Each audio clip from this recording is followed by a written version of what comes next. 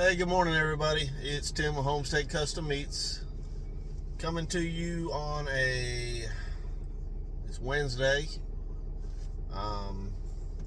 We are headed to Carthage today. We have one pig to process, so letting everything wake up this morning. But let's pull out of here, and pretty good on diesel, but I do need to fill up one of the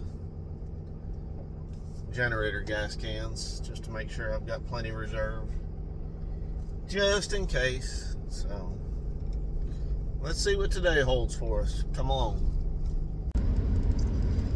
Alrighty, we got the gas for the gas cans. So we got that fuel. We got some fuel for the body. We got the sweet tea, fuel for the mind.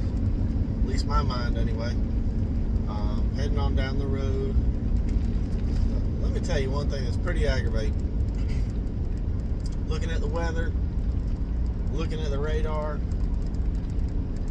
Yesterday evening, I was good, had no concerns.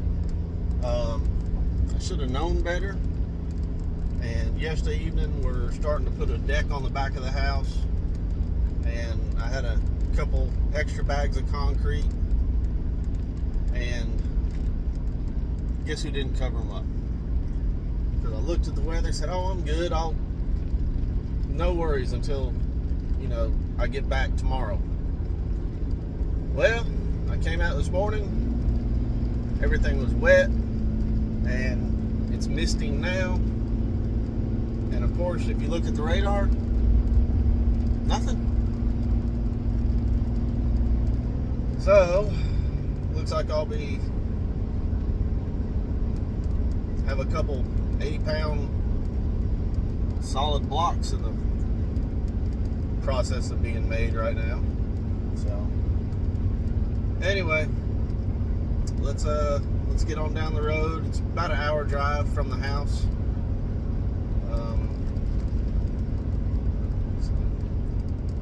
See where it leads us.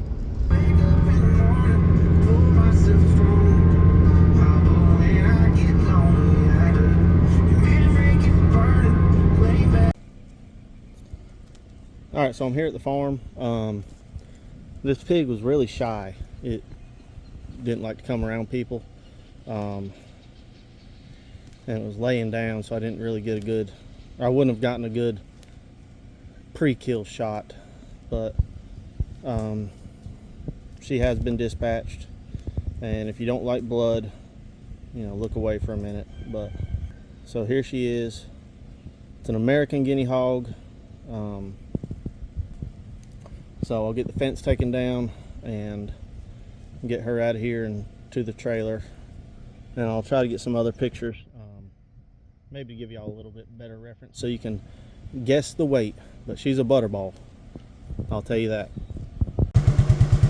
Alright, got her loaded up. Had to do it quick because there's two other pigs that they're keeping. So thankfully when I dispatched her, they went to the back, but I wanted to get the fence back on as quickly as possible. So I did everything real quick just to get it back right. So, but here she is on the back of the four-wheeler.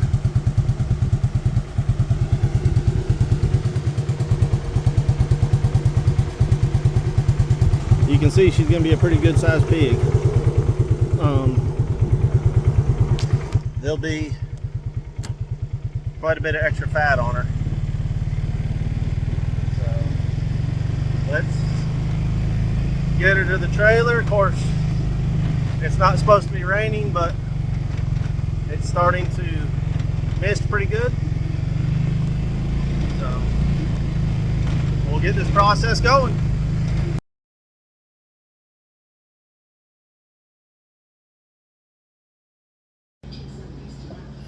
Alright, so it's time to start cutting meat. As I've talked before in other videos, different breeds of pigs produce different types of, or not different types of meat. I don't know the right term. Some of them produce more fat, some of them produce less fat, more meat.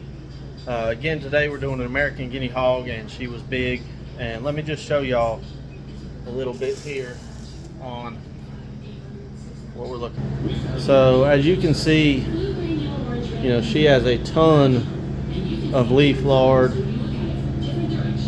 and the fat cap is right about 4 fingers. So there will probably be maybe not as much meat or fat as there is meat, but it'll probably be 3/4 of the percent of fat versus meat. But this family, they plan on rendering it down, using it, so it's not going to go to waste, which is a good thing. But again, if you're getting into pigs, think about things like that, what you're going to do with everything, because you don't want to waste these pigs. Use everything you can of them. So, but let's get to cut. All right, so I just pulled the leaf lard out and packaged it, and you know, this pig's got a ton of fat. As you can see, 9.5 pounds of leaf lard. They're going to be able to make a lot of pretty cooking lard with this pig, so it's going to produce a lot. All right, I want to take a minute. Cutting the pork chops, they wanted bone-in pork chops. I've already removed a lot of fat from these, and then I cut them, and you can still how much trimming I've got to do.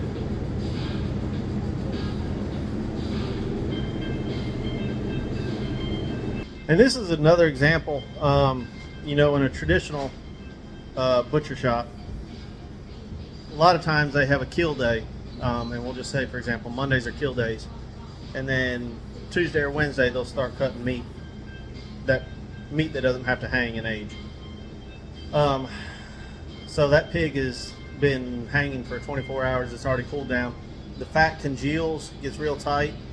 The one, I guess you would say, drawback of doing this on-site butchering, this mobile butchering, is the cuts don't look as pretty as, you know, your retail ones.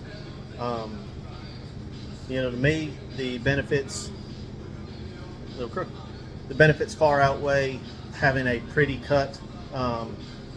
You know, it'll firm up in your refrigerator or freezer, but so that is one other thing to think of. You know, this meat is still relatively warm, so the fat, especially with as thick as fat as this is, I mean, to congeal or to solidify up all this fat to get it that cool to where it gets hard, it would take hours hanging in there because the fat was so thick. So I just wanted to show you all that. Get back to cut. All right, got the first half cut up. Just going to show you real quick what they're getting out of this half a pig. So we've got our hocks and our shanks. We have 2, 4, 5, and a partial bag of fat. We're looking at 6, 12, 18, 24, about 32 pounds of fat probably. 11-pound Boston butt. We've got 2 4-packs of pork chops and 2 more that will be added to make a 4-pack on the next half. And just real quick, one thing I do, you'll notice here, whenever I do a bone-in product, I'll put a soaker pad on top to help try to prevent the bone poking through.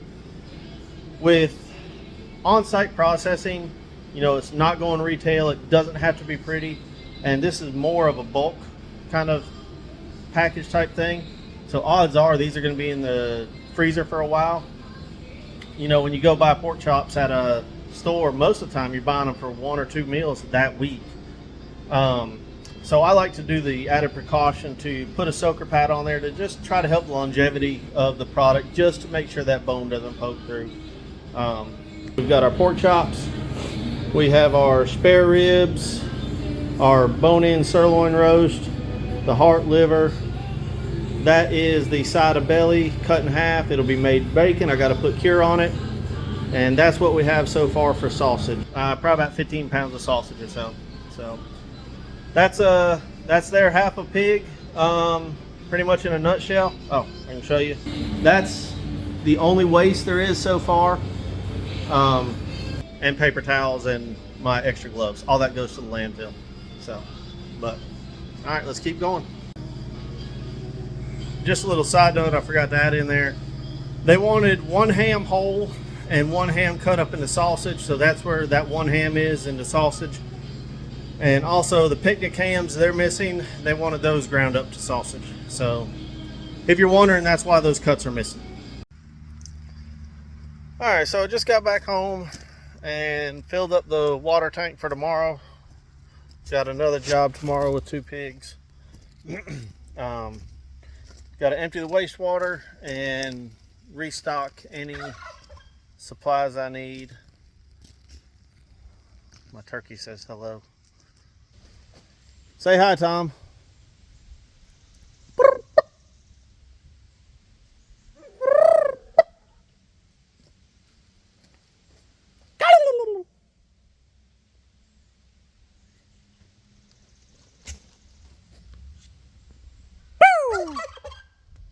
I knew I could get him to gobble. Got to empty the wastewater. So everything went really well today. As you saw, that pig had a lot of fat on it. I'm quite positive I packaged more fat than I did meat. And that's just one of those things with a lard pig, a lard producing pig. You know, had almost 20 pounds of leaf lard alone. So, but everything looked good. The meat looked good. Customer was happy. That's all that matters. So thanks for joining. Thanks for watching the video, and stay tuned. Hopefully, I think I might have my daughter with me tomorrow, my oldest daughter. They're out of school now. They finished up last week. So hopefully start having my girls come with me on some jobs. So thanks for watching. Have a good one.